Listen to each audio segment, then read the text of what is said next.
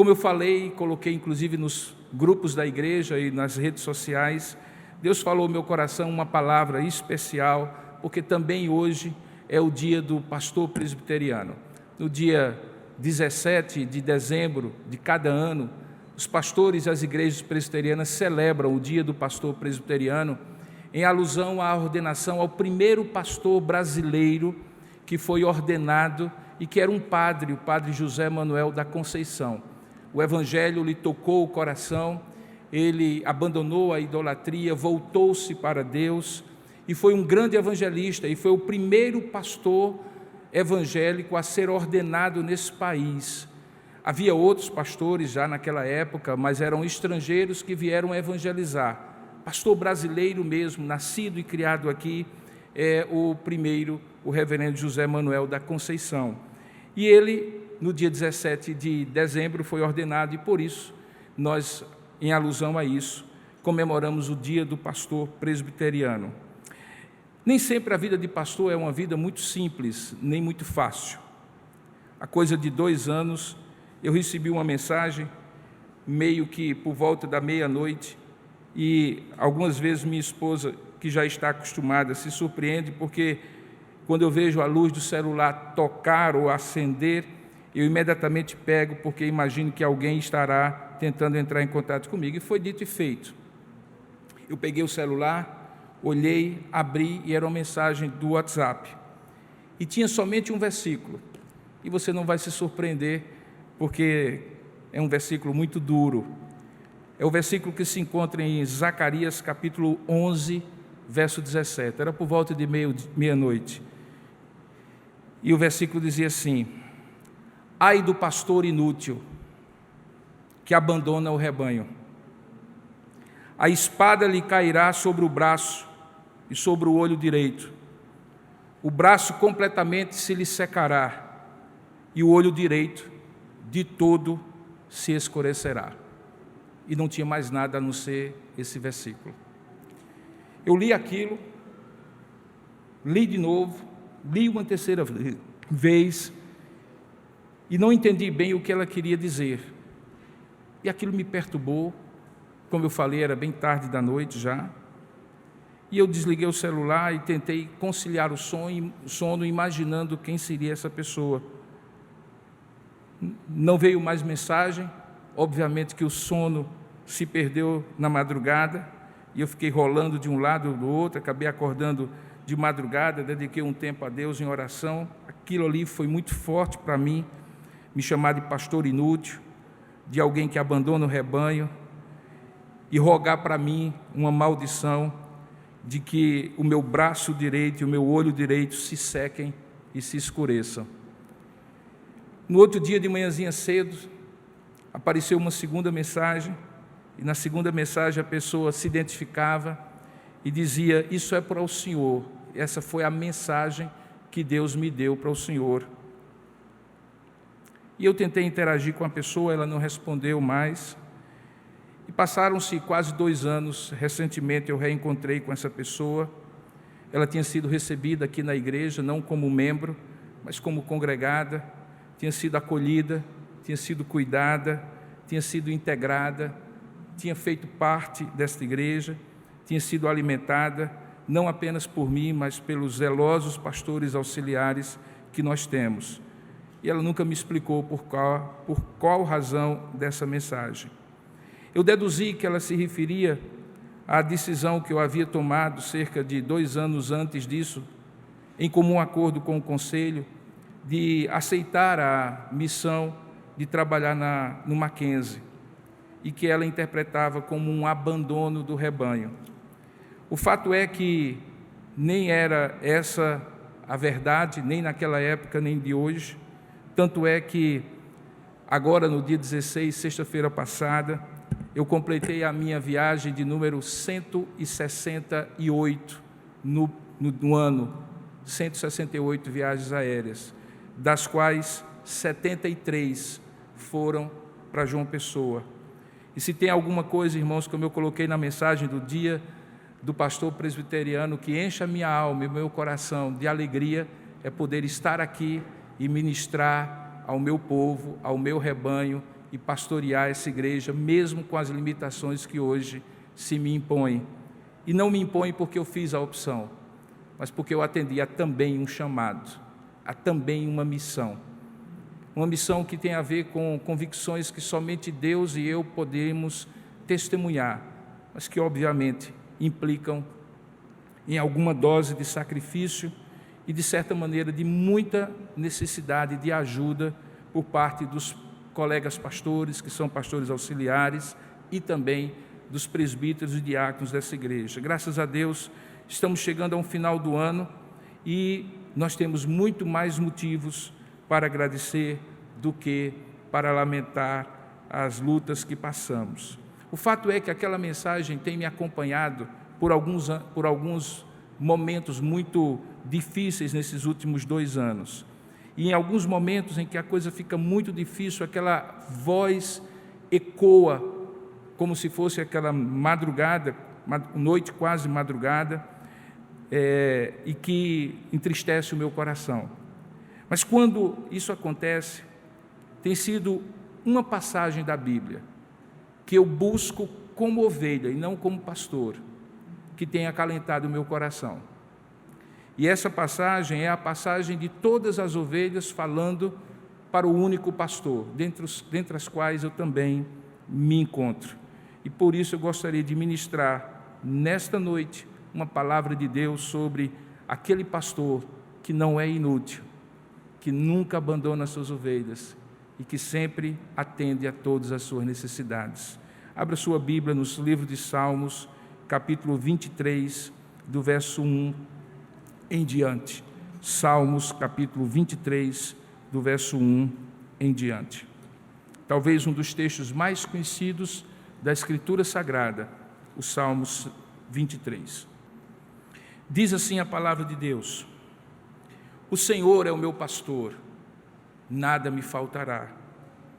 Ele me faz repousar em pastos verdejantes, leva-me para junto das águas de descanso, refrigera minha alma.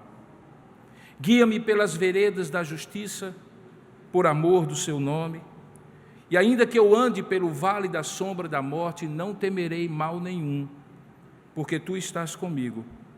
O teu bordão e o teu cajado me consolam. Preparas-me uma mesa na presença dos meus adversários, unges a minha cabeça com óleo e o meu cálice transborda. Bondade e misericórdia certamente me seguirão todos os dias da minha vida e habitarei na casa do Senhor para todo o sempre. Amém. Vamos orar juntos? Ó Deus amado, nosso querido pastor, fala conosco como ovelhas que somos tuas, ovelhas de várias idades e várias histórias, e que tem em ti, a começar de mim mesmo, o pastor que não nos deixa faltar nada. Fala conosco, abre o nosso entendimento e nos ajuda a compreender qual mensagem o Senhor tem para nós nesta noite. É o que nós oramos juntos, em nome e para a glória do Senhor Jesus Cristo. Sobre esses salmos, comentaristas têm pelo menos 2 certezas. A primeira delas é que é um dos salmos de Davi. E a razão não é porque tem o título, embora na sua Bíblia, provavelmente abaixo do título, o Senhor é meu pastor, tem Salmo de Davi. Mas é porque, diferentemente de outros salmos, no próprio corpo do salmo não tem nenhuma alusão à pessoa do rei Davi. Mas fica óbvio que se tem alguém, mais do que os cantores de Corá, mais do que os outros salmistas, que escreveram vários salmos, dos 150 salmos da Bíblia, se tem alguém que certamente poderia escrever este salmo com toda a propriedade que esse salmo possui nas suas letras, e principalmente no seu sentido, esse é Davi. Você há de convir comigo, porque você conhece um pouco a história de como ele se tornou rei, e ele se tornou rei sendo pastor. A ideia que claramente esse salmo expressa é de uma inversão de papéis, mas de uma inversão de papéis de pessoa que conhece o outro lado da história, conhece o lado de quem é pastor, mas se coloca na condição de ser ovelha. Davi fazia isso diuturnamente. Você lembra do episódio de como ele foi ordenado, de como Deus mandou o profeta Samuel para a casa de Jessé, o seu pai, dizendo que ali havia o futuro rei de Israel a ser ungido. Talvez você não compreenda bem como aquele processo todo aconteceu, porque nos dias ou nos meses posteriores, não fica muito claro que a mera unção e o reconhecimento de Davi por Samuel como sendo o rei, tornou-o tacitamente reconhecido por todo o povo. É porque naquela época, no início da monarquia de Israel, Israel tinha experimentado o reinado de um homem que tinha sido escolhido por eles mesmos. E os critérios que eles escolheram, Saul, eram critérios que certamente não correspondiam aos critérios da palavra de Deus. Eles escolheram Saul porque Saul era um homem alto, porque era um homem forte, porque era um homem formoso, que tinha porte de rei. Eles escolheram Saul, segundo o texto da Sagrada Escritura, porque queriam ser como os demais povos e ter um rei que fosse adiante deles para guerrear as guerras do reino. Diferentemente do que Deus tinha proposto para eles, de que ele seria o rei, e eles não careceriam de rei algum, eles tiveram o coração endurecido e pediram a Deus um rei, para serem como os demais povos. E Deus abriu mão e permitiu que eles recebessem aquilo que eles pediram, e sofressem as consequências daquilo que eles pediram. O fato é que eles sofreram. Saul se tornou um déspota, um tirano, um homem cheio de orgulho, de vaidade, cheio de altivez de espírito, sem respeito pela palavra de Deus, um homem que quebrava as regras da palavra de Deus e que chegou até mesmo a consultar uma médium em busca de eventuais orientações que ele já não encontrava na Escritura Sagrada, na lei do Senhor. Esse homem foi objeto e instrumento de maldição para Israel, até que Deus tira-lhe o reino, e numa transição muito dolorosa, em que você tinha um rei diante do povo, que era um rei aparente, mas tinha já um rei ungido, segundo o coração de Deus, que era Davi. O povo sofreu num processo de transição, sem saber como eles seriam direcionados. Davi estava no rebanho, cuidando dos rebanhos do seu pai, nos campos, quando Samuel então chega à casa de Jessé. E você lembra do texto, do mais velho ao mais novo, que era justamente Davi, um filho após o outro foi trazido por Jessé diante do profeta, para que ele pudesse reconhecer se seria um dos filhos de Jessé, já que a única informação que ele teria era que do tronco de Jessé, ou seja, da casa de Jessé, Deus suscitaria um novo rei para substituir Saul. Passou o primeiro, o primogênito, o segundo, o terceiro, e quando todos aqueles que estavam disponíveis já tinham sido rejeitados, porque diante do profeta, cada um deles se apresentava, e Deus falava dizendo, não é este, não é este, não é este. Samuel vira-se para aquele homem, Jessé, e pergunta, tu tens algum outro filho? E a resposta de Jessé é muito emblemática. Ele diz assim, eu tenho um filho muito jovem, ele está lá no campo, guardando os rebanhos. Essa resposta indica muito bem para você porque é que ser um pastor naquela época significava algo de pouca honraria, de pouca relevância. Assim como aqueles pastores que tempos atrás estavam nos campos cuidando dos rebanhos, quando os anjos aparecem e anunciam Jesus, os pastores em Israel não eram aqueles que tinham a melhor posição social, não eram aqueles que tinham os melhores recursos. Normalmente eles viviam nas intempéries do tempo, no frio e no calor, obviamente com o cheiro de animais impregnando a roupa, comendo muitas vezes com os animais no redil, afugentando lobos e feras que tentavam tragar aquelas ovelhas, e fazendo um trabalho braçal que muitas vezes não era valorizado, e por isso os mais novos da casa, como acontece ainda às vezes nos dias de hoje, são aqueles que não apenas vão na geladeira pegar água para os irmãos mais velhos, mas também ficam lá no rebanho, cuidando de quem ninguém quer cuidar. O fato é que quando Samuel pergunta a Jessé e ele dá essa resposta, Jessé diz, traga esse menino. E a palavra de Deus diz que na hora em que Jessé traz Davi e Davi se apresenta diante de Samuel, Deus fala a Samuel, é este. E sem titubear, Samuel pega o seu chifre de carneiro cheio de óleo da unção, derrama sobre a cabeça daquele menino que era também um pastor e também um poeta, que tinha a sua pequena lira para tocar enquanto o rebanho pastava ali ao redor da propriedade do seu pai, e o unge derramando sobre a sua cabeça, com o óleo da unção, aquele menino para ser rei de Israel. Davi era um menino quando foi ungido. Davi era um pastor quando foi ungido. Davi não fazia parte da casa real de Saul, se é que havia essa casa real. Mas Davi era escolhido por Deus. E eis aqui o primeiro sinal para que você reconheça um pastor, tanto na época de Davi como nos dias atuais.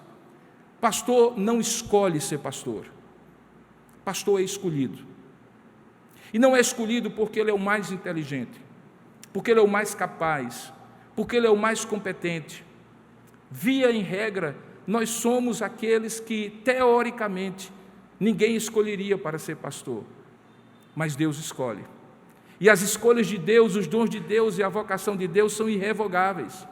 Certa vez alguém brincando comigo disse, coisa boa é ser pastor, imaginando que a vida de pastor era aquilo que eventualmente ele via publicamente. Imagine não ter que trabalhar, viver dos dízimos das ovelhas. Imaginava aquela pessoa dizendo aquilo que iria me ofender, e eu disse, não, é maravilhoso, bom é pouco, ser pastor é maravilhoso. Agora deixe-me dizer somente uma coisa, não é para quem quer, é para quem Deus chama. Porque o lado que você conhece não é o pastorado. O pastorado não é o domingo à noite, em que você está diante da igreja, a igreja dá essa atenção tão solene e respeitosa que vocês dão quando nós subimos ao púlpito para pregar. Até chegar a 35 anos de pastorado e ter uma igreja no lugar bem localizado, eu já levantei muita cadeira, já subi em muita parede, já pintei muita parede, já fui a muito sepultamento, já fui a muito hospital, já levei muita patada de ovelha, já ouvi muitas coisas, inclusive aquela que eu mencionei no início. Mas quando Deus chama, Deus chama. Deus chama porque quer. Poderia ter sido qualquer um dos filhos mais velhos de Jessé, mas Deus chamou Davi. Poderia ter sido qualquer um, mas Deus chamou Robson, Deus chamou Vandi, Deus chamou Zé Roberto, Deus chamou Andrew, Deus chamou Kilvin, Deus chamou tantos, Deus chamou.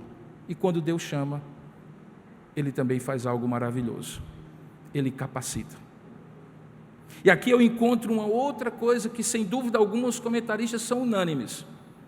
É que não somente você não sabe, ou melhor, você sabe com certeza que foi Davi que escreveu, como você não sabe quando foi a circunstância que esse salmo foi escrito.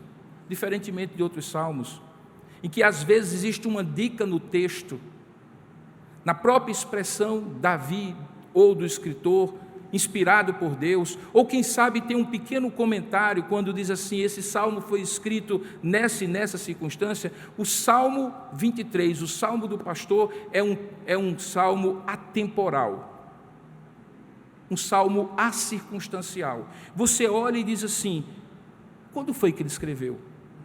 Não se sabe. E os comentaristas, por mais que tentem, não conseguem concluir. Eu, pelo menos, tenho uma opinião. É porque isso que está descrito nesses pequenos 6 versículos do Salmo 23 descreve o dia a dia do pastor, que pode ser em qualquer tempo, em qualquer circunstância. Em qualquer tempo, em qualquer circunstância, ele leva ovelhas para repousar em pastos verdejantes e lhe leva para junto de águas de descanso. Em qualquer tempo ou circunstâncias, em qualquer lugar, em alguma maneira, ele leva as ovelhas, guiando-as pela vereda da justiça por amor ao seu nome. E, ao mesmo tempo, também passa por elas pelo vale da sombra das mortes que são reais e das mortes que muitas vezes são decepções, frustrações e desenlaces que as pessoas passam e que às vezes precisam de um ouvido atento e de um ombro amigo que simplesmente esteja lá, embora muitas vezes nós não saibamos o que dizer.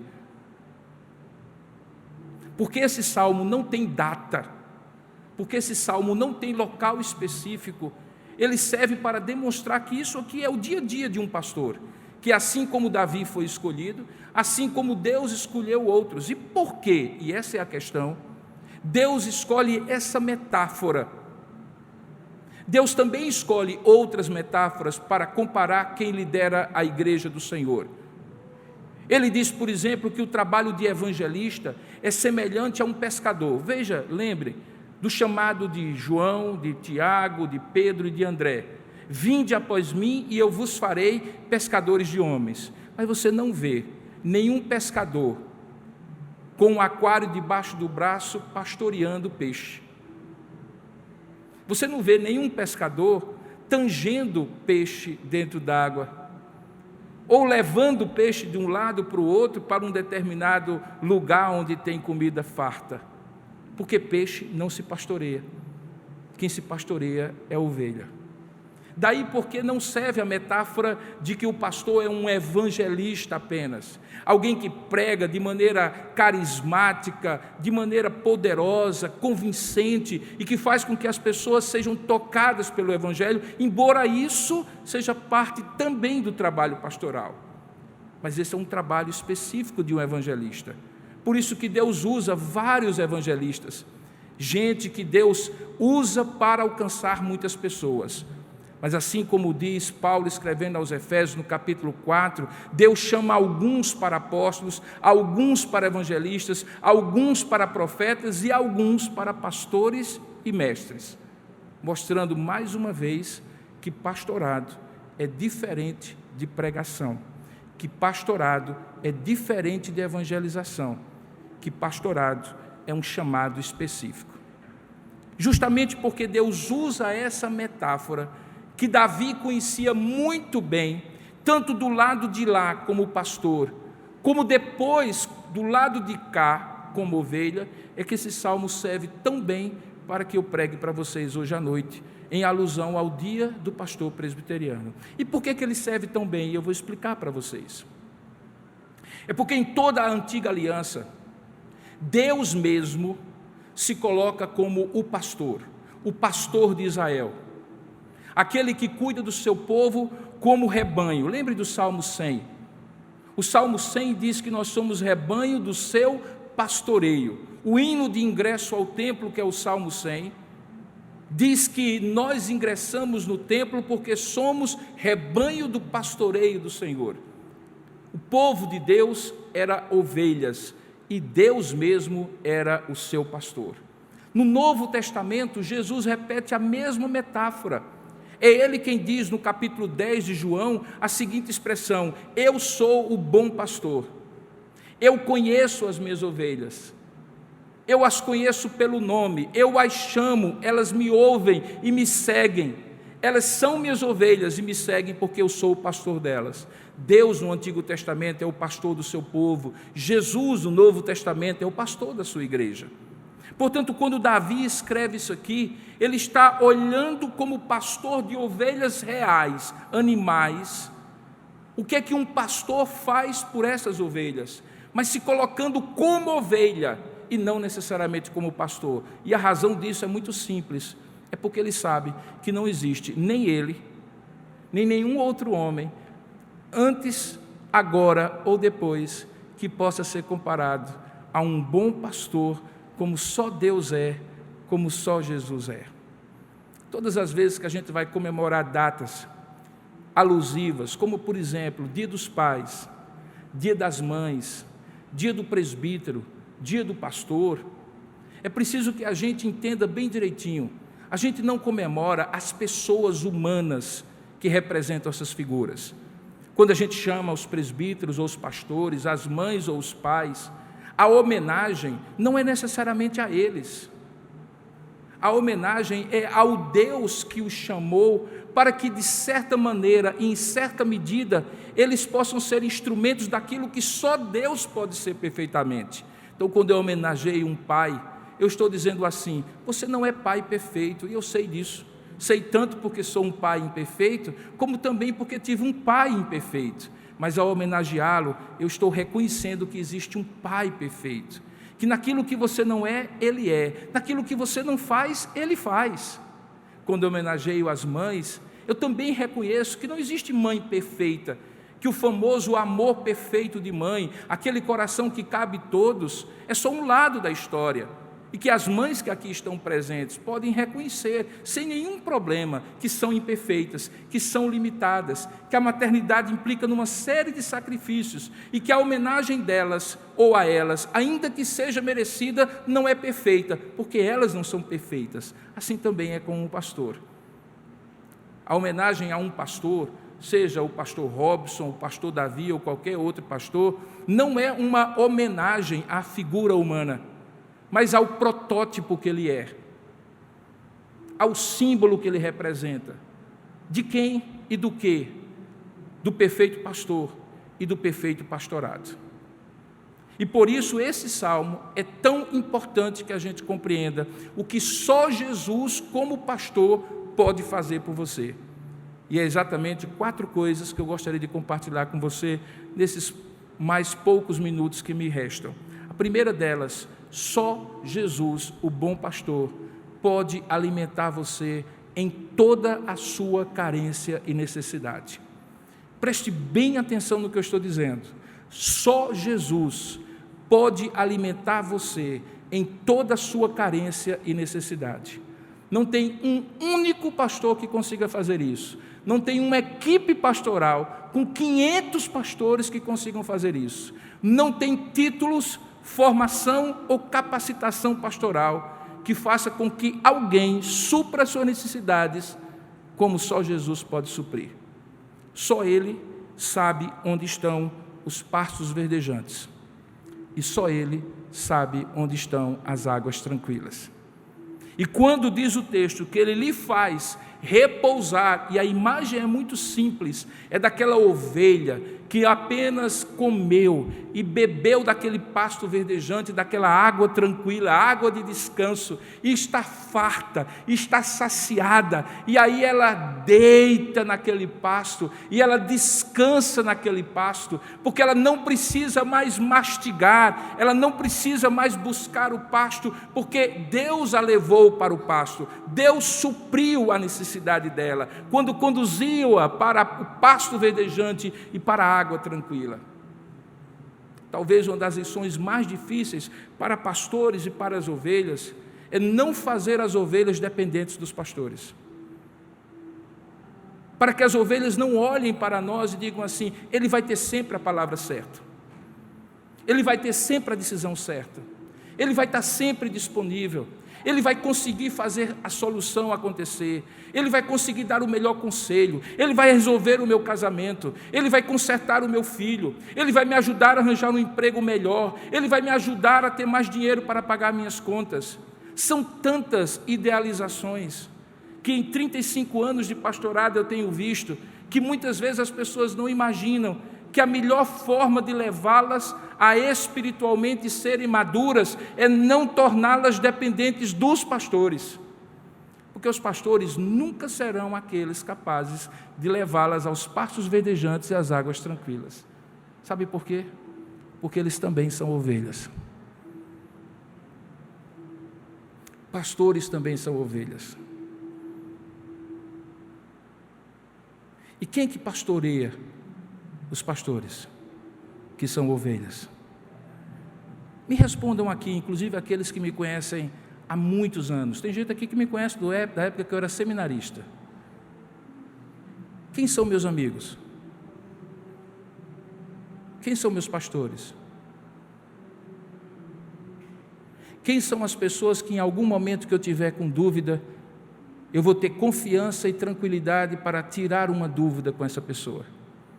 Quando eu tiver com problema com a minha esposa e eu precisar pedir uma oração, como você pede a mim, para que meu casamento seja melhor, a quem você acha que eu peço? Quando chega num determinado momento que eu não tenho dinheiro para pagar uma conta, a quem você acha que eu peço dinheiro emprestado? A você, como ovelha, que eventualmente poderia olhar para mim e achar que eu sou um usurpador, que está se aproveitando da minha função para tirar o seu dinheiro? E se eu pecar? Sim, porque o pastor também é pecador. E gostar de pecar, e não estiver conseguindo me libertar desse pecado, a quem? A você? É que eu vou pedir a Deus libertação, para que você ore por mim? Eu colocarei sobre você um peso tão grande, você nunca mais terá na sua mente aquela confiança de dizer assim: não, o pastor pode me ajudar, porque ele vence o pecado. Se muitas vezes eu preciso batalhar ferozmente para vencer o pecado. Nenhum pastor consegue levar ovelhas para pastos verdejantes e para águas tranquilas. Mas ele pode ser alguém que ensine você, como ovelha, a ir ao pasto verdejante e à água tranquila que o Supremo Pastor leva. E talvez aqui esteja um segredo muito claro, que é o segredo de você ser transparente, sincero, porém íntegro com as suas ovelhas, de você reconhecer erros e pedir perdão, de você reconhecer que errou e dizer: não foi o melhor conselho, de você dizer assim: não estive presente, falhei com você, e você então compreender que aquele homem que é falho foi alguém que foi escolhido por Deus para guiar você, mas guiar como ovelha, porque o pastor mesmo, que ele e você precisam, que leva a água tranquila e a pastos verdejantes e supre todas as suas necessidades, o melhor psicólogo, o melhor conselheiro, o melhor tudo, não é ele, é Jesus.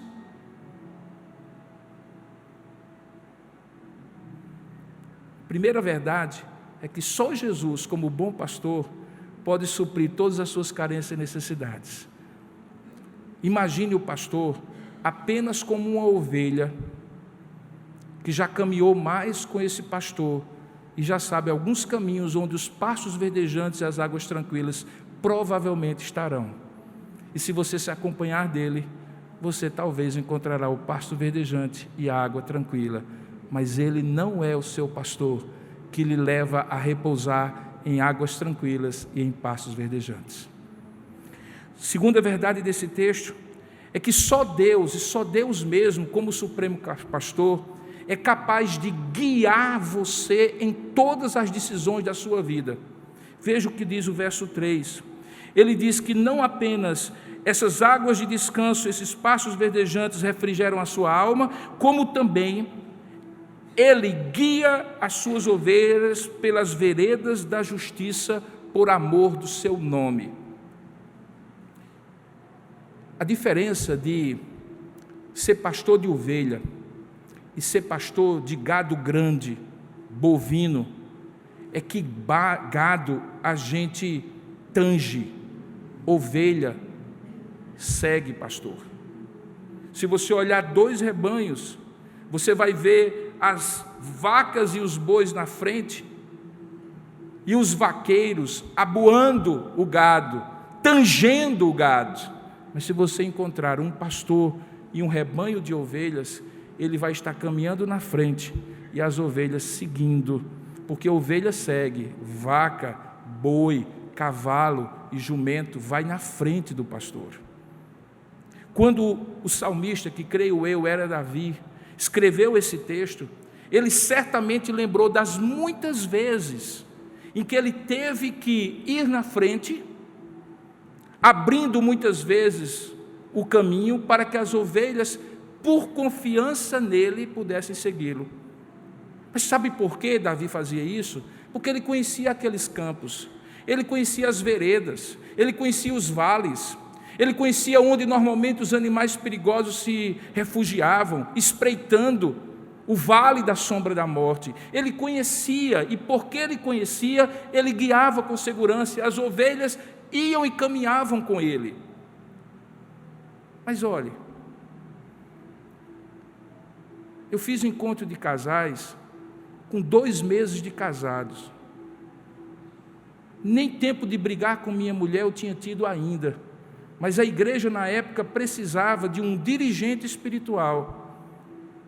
O primeiro conselho que eu pastoreei, tinha gente com idade de ser meu avô e alguns com idade de ser meu pai. Só tinha um da minha faixa etária. Algumas vezes eu olho para trás, na antiga igreja presbiteriana de Manaíra, eu com 24 anos de idade, recém-casado com Séfora, e em alguns momentos eu olho para trás e digo assim, meu Deus, como foi que aquele povo me aguentou? Como foi que aquele povo acreditou no meu ministério?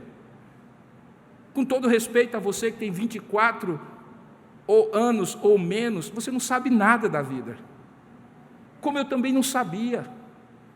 Eu me recordo que quando eu fui ordenado, o meu presbitério não me deu uma igreja, porque eu ainda não era civilmente capaz. Eu não conseguia nem mesmo dirigir uma assembleia e assinar o documento da assembleia, porque eu não era emancipado. Como esperar que um pastor de 21, 22, 20 e poucos anos, que na regra geral é a idade em que nós começamos o ministério, tenha o que dizer a casais com 25 anos de casados?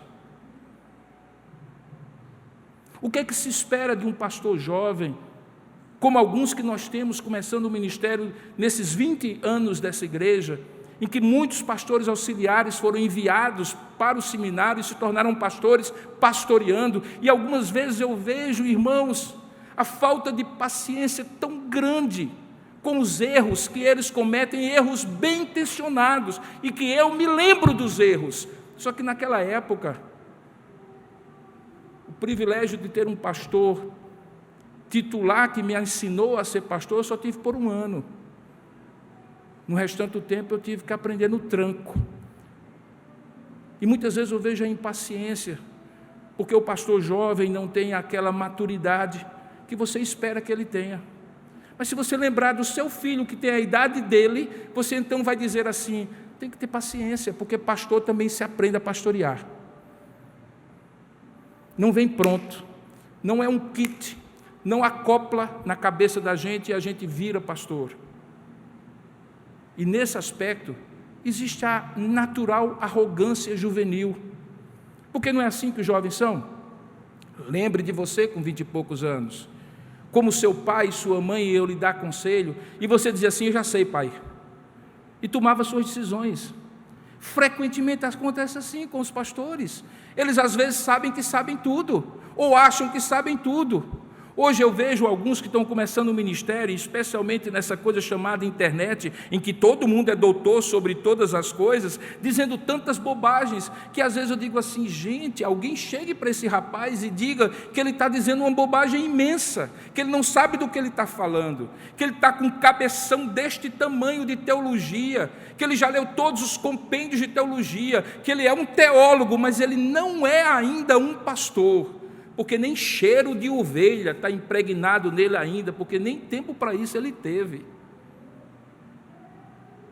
Agora, há um pastor, esse sim, que nunca ficou velho, mas também nunca foi novo. Esse pastor, ele não apenas sabe o caminho como Davi sabia, conhecia as veredas como Davi conhecia, por onde o vale da sombra da morte era mais perigoso e onde ele podia passar seguro com o seu rebanho, mas ele é o caminho, ele é o bom pastor, ele é aquele que faz o caminho, ele é aquele que pega cada um de nós, sejamos pastores ou ovelhas, pela mão e diz assim, venha comigo.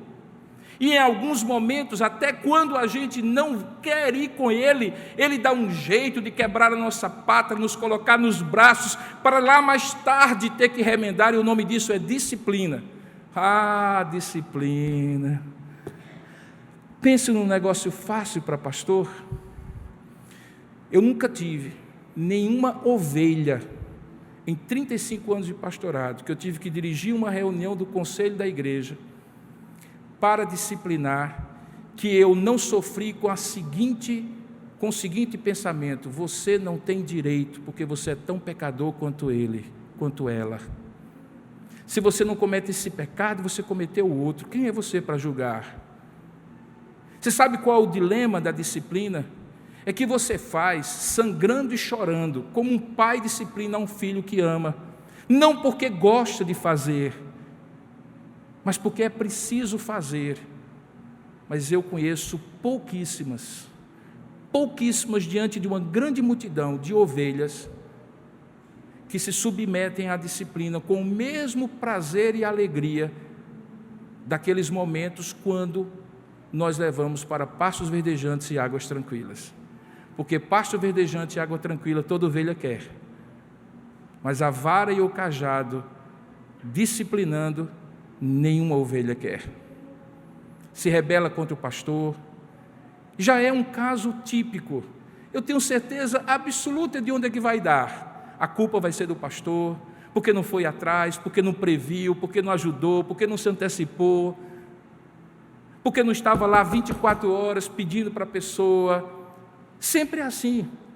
Apesar da disciplina na igreja presbiteriana ser algo coletivo, do conselho, não se espera dos presbíteros, que são pastores também, segundo o nosso regime de governo, que eles vão em busca, porque aí entra um aspecto que é muito, mas muito cruel com o pastor. É porque ainda que não se diga, se pensa, mas ele é quem recebe da igreja, ele que faça. E aí se espera que depois que as pessoas pequem, sem precisar e sem pedir ajuda ao pastor, e o caso se torne público e as consequências sejam claras, que ele consiga voltar no tempo e fazer com que aquela pessoa volte sem sofrer e sem a comunidade sofrer. Mas não existe disciplina sem sofrimento. A disciplina é justamente para que, sofrendo, a gente veja o peso do pecado e diga assim: eu não quero passar por isso nunca mais.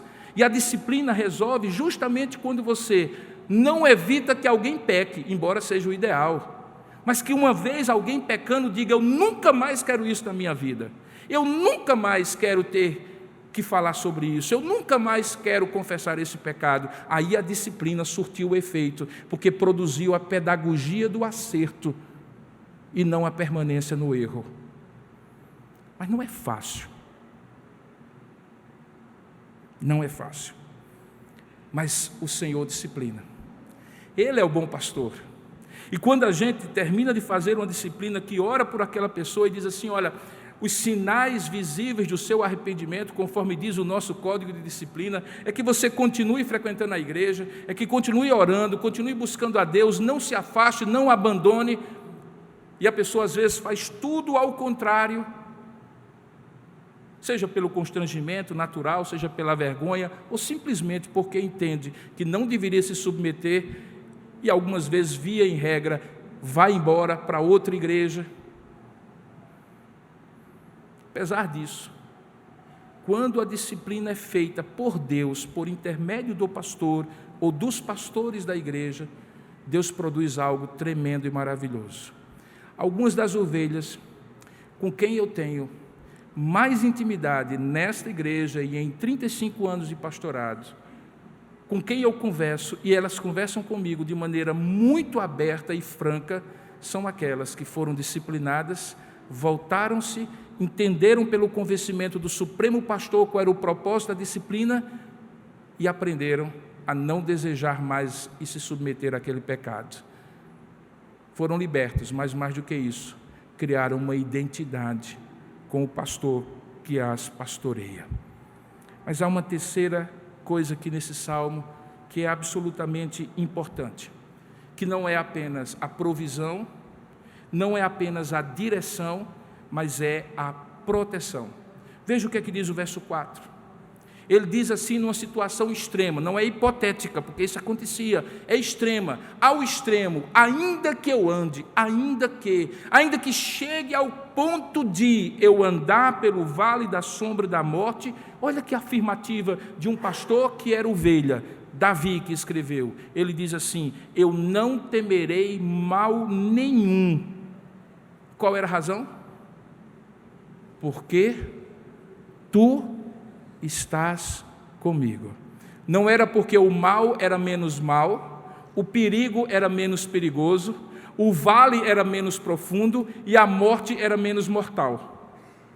A morte continuava mortal, o vale continuava profundo, o perigo continuava real, mas o que fazia com que aquela ovelha ficasse absolutamente tranquila era porque o pastor estava com ela. O nome disso é proteção. Mas pastor nenhum consegue proteger as suas ovelhas, especialmente nos dias de hoje. Vou lhe dar só um exemplo. Como é possível proteger você de ter uma mente teologicamente confusa? Se você não frequenta a escola bíblica dominical e tira suas dúvidas com o seu pastor, que Deus deu a responsabilidade de lhe doutrinar, e se eventualmente ele errar em alguma coisa, você conferir com a palavra de Deus e inclusive dizer para ele: não, pastor, a palavra de Deus diz diferente. Se hoje o padrão é o contrário, você consulta todo mundo, vai para todo site, escuta todo tipo de pregação, tanto de um lado como do outro, de uma posição e de outra, e depois você volta para o pastor para conferir se o seu pastor pensa como fulano ou como cicrano. Como proteger você de ter uma mente teológica confusa, se você não se submete ao cajado e à vara doutrinária do seu pastor? Porque não é isso que a gente faz quando se torna membro da igreja? Quando a gente se torna membro de uma igreja, seja ela qual for, qual é a premissa? Eu me identifico com a doutrina dessa igreja, com aquilo que é ensinado, que eu ouvi algumas vezes e que eu quero continuar ouvindo e aprendendo. Por isso eu sou membro da igreja presbiteriana e não da igreja A, B, C ou D, que também podem ser igrejas, opções para você, mas que não tem como ser daqui e eventualmente ouvir tudo e todos e depois pedir que o seu pastor lhe proteja da confusão teológica e doutrinária que se instala na sua cabeça. E quando o pastor diz mais ou menos assim: não vá por aí, isso não vai dar certo, como um pai, e como um pai é peremptoriamente ignorado e desobedecido, e depois você volta com os cacos para ele ajudar. Não tem como nenhum pastor humano, nem Robson, nem Davi, nem qualquer outro, fazer com que, ao andar pelo vale da sombra da morte, você não tema mal nenhum, porque ele está com você. Porque o único que vai poder estar com você para lhe dirigir e lhe proteger é o Senhor, que é pastor, porque o seu bordão e o seu cajado lhe consolam. Muitos comentaristas, ao chegarem nesse ponto do texto, eu estou chegando ao final da minha exposição, não entendem bem, porque tem uma virada de metáfora aqui. Veja, até o versículo 4, ele estava falando da relação de pastor e ovelha. De repente, no versículo 5, o salmista diz assim: preparas-me uma mesa na presença dos meus adversários. Mudou de assunto? Mudou de metáfora? Sim. Alguns até tentam mudar e dizer assim: não, esse óleo que coloca na cabeça e que o cálice transborda, era porque, como tinha uns bichos que se instalavam no casco da cabeça da ovelha, o pastor vinha com óleo e aquilo amolecia os cascos e tirava as feridas. Bom, pode até ser que seja verdade, mas não é a ideia do texto. A ideia do texto é que alguém está ao redor da mesa, na presença de adversários, de inimigos, e que ele unge a cabeça, honrando essa pessoa. Unção é honra diante dos outros, de tal maneira que não apenas ele é ungido, mas transborda a unção, e a unção influencia a todos, porque grande parte desses óleos eram óleos aromáticos, que quando se derramava sobre a cabeça de alguém, o ambiente era impregnado pela fragrância. E é aqui que tem mais um argumento para mostrar que esse salmo provavelmente, ou quase certamente, foi escrito por Davi. Sabe por quê? Porque é a partir do verso 5 que ele deixa de falar como pastor e parece que começa a falar como rei. Olha se não encaixa direitinho. Ele era o pastor rei e o rei pastor. Até o verso 5 ele está falando até o verso 4 da relação de ovelha e pastor. Mas agora ele está falando daquela autoridade para reinar que ele passou a ter quando foi ungido por Samuel, e que agora não era mais uma relação de ovelha e de pastor, era de rei e o seu povo. E aqui vem a quarta e última lição.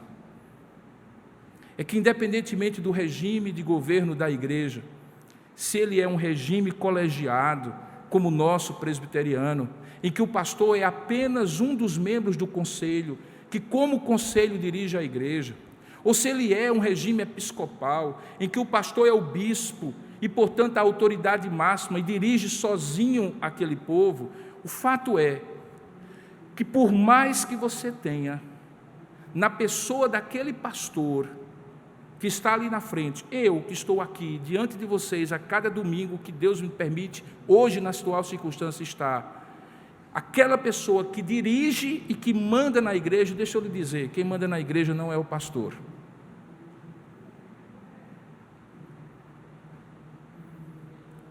Em 25 anos, ou melhor, 35 anos de pastorado, existem alguns presbíteros aqui, eu fui voto vencido no conselho várias vezes, tinha uma opinião, defendi minha opinião, e os presbíteros entenderam que não era o melhor para a igreja.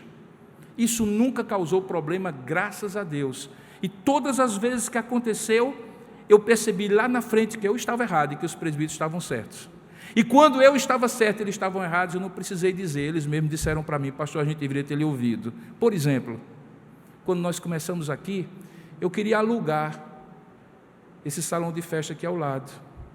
E por isso vocês estão ouvindo forró hoje, porque na época o conselho disse, não, pastor, é despesa demais para a gente.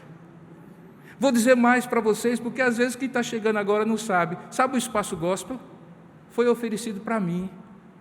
E nós íamos comprar no início dessa igreja. Imagine se nós estivéssemos aqui e estivéssemos lá. Mas na época o conselho entendeu que era um passo grande demais para as nossas pernas. E talvez fosse. Preciso que você entenda que o governo da igreja não está sobre os ombros do pastor, mas sobre o ombro do conselho. E este obedece ao verdadeiro e único que senta à mesa e manda pela sua unção até mesmo nos seus adversários. O nome dele é Jesus Cristo, o cabeça da igreja. Ele é não somente o pastor, ele também é o governante da igreja. E porque ele é o governante, muitas decisões são tomadas que eu também não entendo. Ah, meus irmãos, como eu gostaria de ter um mapinha de possibilidades, em que eu pudesse já saber que o que vai acontecer daqui a 5 anos nessa igreja, e tomar todos os passos de tal forma que ele se cumprisse. Um planejamento estratégico que nós já fizemos e temos, mas é plano. E como a palavra de Deus diz, o homem pode fazer planos, mas a resposta certa dos lábios vem de quem? Dos lábios do Senhor. Portanto, quem manda na igreja nem é o pastor, nem é os presbíteros. Quem manda na igreja é Jesus. E nós seremos muito bem-aventurados se ouvirmos a sua voz. E sabe como é que Deus fala para o conselho? Na multidão dos conselheiros, porque a palavra de Deus diz que na multidão dos conselheiros é onde reside a sabedoria. O que é que isso tem como implicação para você? Entenda que não tem um pastor nesta igreja, nenhum presbítero nesta igreja, nem nenhum diácono nesta igreja que está presbítero, pastor ou diácono que Deus não queira.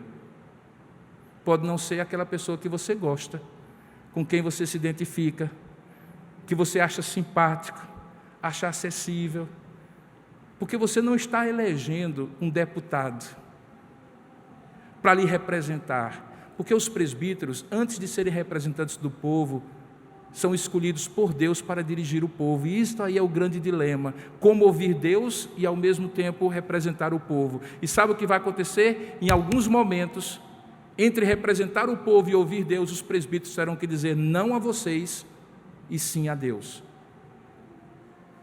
porque é a Deus que eles prestarão conta. Qual é a conclusão que Davi chega para encerrar? Aqui está no versículo 6. É que seja como pastor, seja como rei, esteja ele nos campos verdejantes e águas tranquilas, a metáfora do pastor e ovelha que ele usa, ou esteja ele na mesa do rei, ao redor dos seus adversários, bondade e misericórdia certamente lhe seguirão todos os dias da sua vida, e ele habitará na presença e na casa do Senhor para todo sempre. Isso significa que ele contará, em última instância, com Deus. Eu aprendi a fazer umas coisas na minha vida pastoral, irmãos, e tem funcionado. Primeiramente, quando eu fico com raiva de alguém, eu escrevo uma carta e não mando. Digo todos os meus desaforos, agora é e-mail. Digo todos os meus desaforos e salvo. Normalmente é à noite. Então, se você me vir, às vezes, online, em alguma rede social da noite, pode ser que eu esteja escrevendo uma carta para você. Escrevo, digo tudo o que eu tinha vontade de dizer e não mando. No outro dia eu vou lá, em algum momento eu olho, troco uma palavrinha, troco outra, acrescento mais uma palavra, mas não envio. Enquanto isso eu oro. E eu oro para que a bondade e a misericórdia de Deus possam colocar isso debaixo da sua graça, para que meu coração não pese. É isso que eu tenho feito, por exemplo, por aquela irmã que pediu para que meu braço direito secasse e meu olho direito ficasse cego, porque eu supostamente abandonei vocês. Eu já escrevi a carta dela, mas não mandei ainda. Eu acho que eu não vou mandar, não. Mas Deus está tratando com ela. Recentemente eu encontrei com ela, ela baixou a cabeça. Eu sei que em algum momento a gente vai conversar e eu vou dizer assim: querida, você não tem ideia de como você me magoou e marcou profundamente a minha alma. Porque se tem uma coisa que um jovem com 15 anos de idade, que entregou a sua vida a Jesus Cristo e 6 meses depois estava no seminário, e é pastor há 35 anos, depois de passar 7 no seminário, toda a sua adolescência e juventude, se é uma coisa que esse pastor não é, ele não é nem inútil, nem um pastor que abandona suas ovelhas. Porque se fosse para fazer isso, eu já teria feito em outros momentos da minha vida. Mas a bondade e a misericórdia de Deus me seguiram até então e haverão de me seguir por todos os dias da minha vida. O resumo é: olhe para Jesus, mesmo que tenha que olhar para mim. Pense em mim como uma lente suja, que vai atrapalhar algumas vezes a visão que você vai ter de Jesus. Mas é Jesus que você tem que fitar. Olhando para Jesus, o autor e consumador da fé, prossigamos na nossa carreira. Ore pelos seus pastores, por aqueles que já pastorearam essa igreja, por aqueles que estão pastoreando e por aqueles que haverão de pastorear no futuro.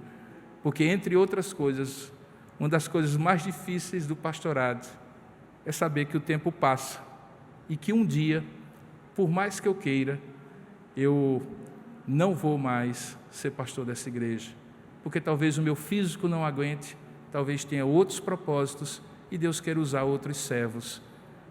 E a igreja dele, e ele coloca quem ele quer diante do seu povo. Ore por a gente.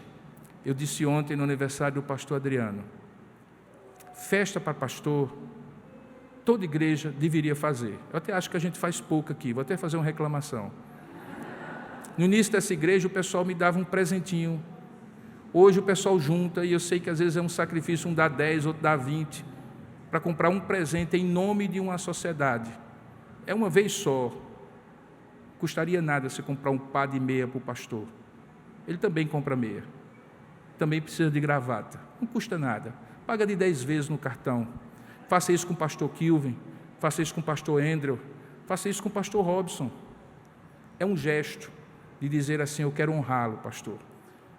Mas fazer festa você também pode fazer.